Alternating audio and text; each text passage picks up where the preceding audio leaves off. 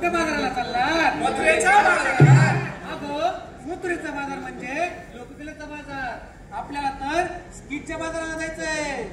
रंगदेवता आणि रसिक प्रेक्षकांना विनम्र अभिवादन करून कोड क्रमांक 231 सहर्ष सादर करीत आहोत प्रहसन राजकारणाचा बाजार.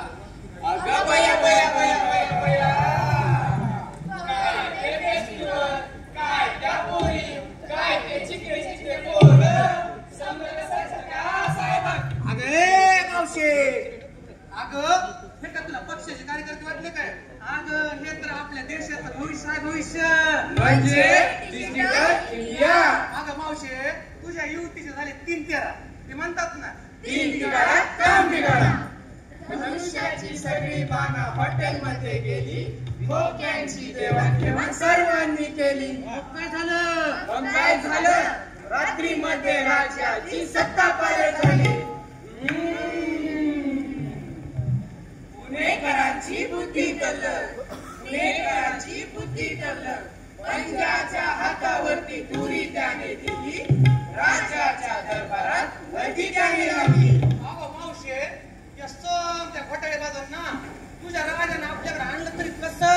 आणलं तरी कसं? ईडी नावाची बया आली, येडी झाली शानी, संधी येडी धावत परत राजा मागे आली. मावशे, ईडी नावाची बाया तर लय भारी दिसती का? तिनं तर समजे घोटाळे बाहेर काढले. बँकिंग घोटाळा, सिंचन घोटाळा, भरती घोटाळा, आरोग्य घोटाळा, अगं मावशे, मला सांग, तुझ्या राजाने या समजा घोटाळे बाजून आपल्या पक्षामध्ये घेतलं हो रे. अगं मग याचं केलं तरी काय? निर्मा, वॉशिंग पावडर निर्मा, दूध ही सफेदी निर्माचे आहे, बडे बडे चांदी यूज होती जाए.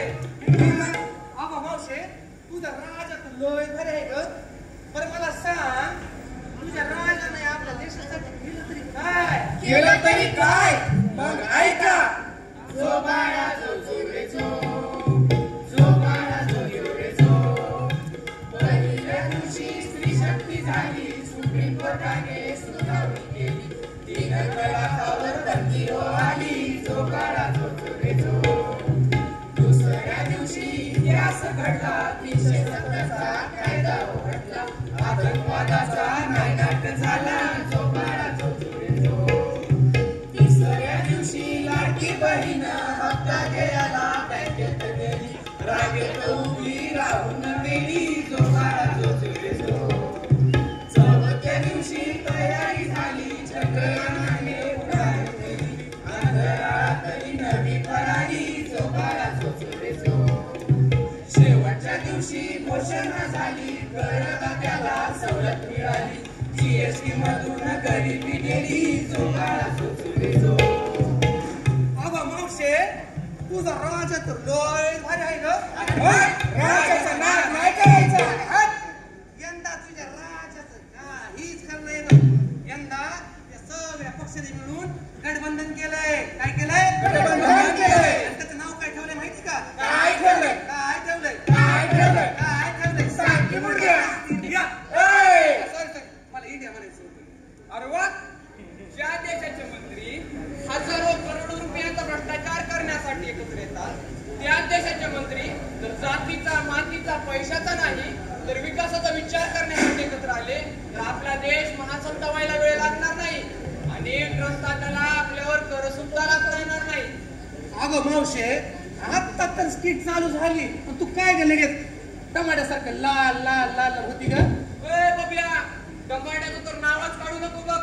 महागाई किती वाढली. सिलेंडर 1000, पेट्रोल 110, खत 2000. बघितलंस बबल्या, महागाई किती वाढली. अरे ओ मौसी, तो हर सैया कमावत नाही का?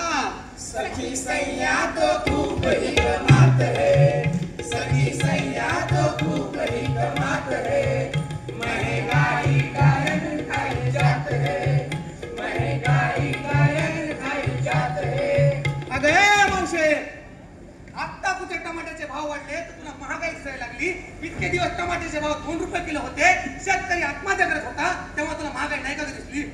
अरे बाब्या, तू तर फारच सिरियस झालास. अरे आपला देश चंद्रावर गेलाय, सूर्यावर काय का मावशे सारख्या चंद्राच्या सूर्याच्या गोष्टी करते. आगा मी जर एवढी घेतली तर चंद्रावर जातोय, आणि जर एवढी घेतली तर सूर्याच्या थांबतच नाही. काय गे तुला समजत कळत आहे. तुला एक कोणी विचारू का? विचार. खरंच विचारू? विचारतोस. अहो भाला फेक मध्ये तो जिंकला, ऑलिम्पिक मध्ये तो खेळला. अहो भाला फेक मध्ये तो जिंकला, ऑलिम्पिक मध्ये तो खेळला. सुवर्ण पदक आणले त्याने, गोल्डन बॉय तो ठरला.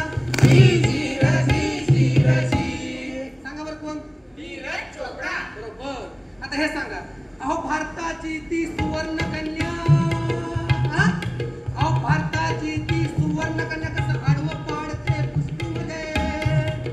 जागतिक स्पर्धा जिंकली तिने, झेंडा फडकवला जगामध्ये.